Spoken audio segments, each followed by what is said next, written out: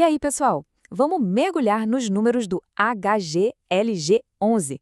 Outubro de 2025 foi um mês bem diferente de setembro para esse gigante da logística. O que será que aconteceu, hein? Nessa análise, a gente vai fundo nos dados, comparando um mês com outro para entender de verdade a saúde e os próximos passos do fundo. A gente vai pegar os relatórios oficiais e traduzir aquele monte de dado em informação prática. O nosso objetivo aqui é bem claro: entender o que os números realmente querem dizer para a saúde do fundo e, claro, para quem investe nele. Vamos nessa? Para organizar as ideias, a gente dividiu nossa análise em 5 partes. Primeiro, o cenário geral do mercado, depois os resultados e o portfólio do HGLG, em seguida, os movimentos estratégicos da gestão e, por fim, a gente fecha com uma análise e as perspectivas para o futuro. Ok, vamos começar pelo contexto, porque olha, entre setembro e outubro, o mercado de fundos imobiliários deu uma virada daquelas. Setembro foi um mês de alta forte, mas outubro trouxe uma calmaria quase que total. A desaceleração foi gritante. Dá uma olhada no IFIX, que é o nosso termômetro principal. Ele tinha subido expressivos 3,3% em setembro para avançar só 0,1% em outubro. Essa freada brusca tem um motivo bem claro: a pressão dos juros altos, que voltaram a pesar feio nas cotas dos fundos. E essa mudança de humor, claro, atingiu em cheio o setor de logística. Depois de liderar os ganhos em setembro com uma alta de 3,7%, o segmento sentiu a pressão e, registrou uma leve queda de 0,1% em outubro. Isso mostra que nem os melhores ativos escaparam do cenário macro, né? Certo, o mercado desacelerou, a gente já entendeu, mas e o HGLG11? Como é que o fundo se virou internamente no meio dessa história toda? Vamos agora olhar para os números dele. Em setembro, o fundo mandou muito bem, gerou um resultado de R$ 1,09 por cota. Mas atenção, é importante lembrar que esse número foi turbinado por uma receita extra de aluguel que foi antecipada pela Volkswagen. Aí, em outubro, o resultado por cota caiu para 95 centavos. Essa queda já era um pouco esperada, porque reflete um mês de operação mais normal, sem aquele mesmo nível de receita não recorrente que a gente viu em setembro. E aqui está um ponto crucial da estratégia da gestão. Mesmo gerando 95 centavos, o fundo distribuiu 1,10 por cota. Como assim? Mágica? Não. Ele usou a reserva de lucros. Essa decisão de manter o dividendo lá em cima fez a reserva por cota cair de 49 para 35 centavos. É uma aposta para manter estabilidade para o cotista, mas que, claro, consome o caixa. Mas olha, resultado financeiro é só uma parte da história. Vamos agora olhar para o coração do fundo, os imóveis. Afinal de contas, a saúde de um fundo de tijolo está na capacidade de manter os galpões ocupados e gerando renda, certo? E aqui a gente tem uma boa notícia.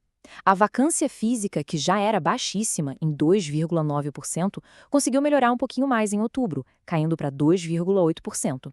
Isso aí é sinal de uma gestão comercial muito ativa, muito eficiente. E essa melhora não foi por acaso. Foi resultado de movimentos bem precisos. Por exemplo, lá no ativo Cislog, a Westwing saiu, mas a Shiny Ducks entrou na mesma hora, no mesmo espaço. Ou seja, nem deu tempo de gerar vacância. E ainda teve a entrada da Hub House lá em São José dos Campos. Mas calma, nem tudo são flores. E aqui vai um alerta importante. O próprio fundo já está avisando que a vacância vai subir nos próximos meses. A projeção é que chegue a 4,6% até fevereiro de 2026, por causa de algumas saídas que já estão programadas. É um ponto para ficar bem de olho. Agora, vamos virar a chave e olhar para o futuro. Porque apesar dos desafios de curto prazo, a gestão do HGLG11 tem feito umas jogadas estratégicas bem importantes, pensando em crescimento e em criação de valor lá na frente. O primeiro grande movimento foi a conclusão do projeto lá em Simões Filho, na Bahia. A obra está praticamente pronta, 99%, com o galpão G100 empregue no prazo.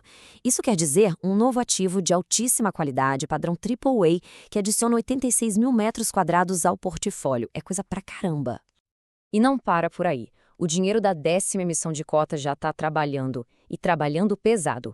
O fundo fez uma aquisição gigante em Cariacica, no Espírito Santo, e ainda aumentou a participação em outros 3 ativos que já eram dele, consolidando o controle e, claro, a receita. E essa aquisição em Cariacica merece destaque. É o primeiro ativo do fundo na região, uma compra de quase 208 milhões de reais.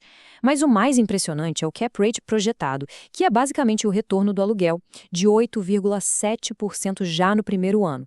E para completar, o prazo médio dos contratos é de 7 anos. Isso traz muita segurança para a receita futura. E para a gente ter certeza da qualidade desse novo ativo, dá uma olhada nos inquilinos. Só nome de peso. Arezzo, Whirlpool, Suzano. Eles garantem a maior parte da receita. Isso mostra que não foi só uma aquisição grande, foi uma aquisição muito inteligente. Certo. Depois de analisar tudo isso, qual é o balanço final de outubro? O que a gente pode esperar do HGLG11 daqui para frente? Vamos juntar as peças. Resumindo então, do lado positivo, o fundo está a todo vapor na expansão com aquisições muito estratégicas, entregando projeto novo e com uma vacância que, por enquanto, está super baixa. Do lado negativo, a gente teve a queda no resultado mensal, o uso das reservas para pagar os dividendos e aquela projeção de aumento da vacância, que é o nosso ponto de atenção. E tudo isso nos leva à pergunta que não quer calar. A gestão parece estar trocando um pouco da rentabilidade de hoje pela expansão de amanhã. A questão é, será que a força desse novo portfólio, agora maior e mais robusto, vai ser suficiente para aguentar a pressão da vacância e a queda da receita no curto prazo? A resposta para isso, meus amigos, vai definir o sucesso do HGLG11 em 2026. Fica a reflexão.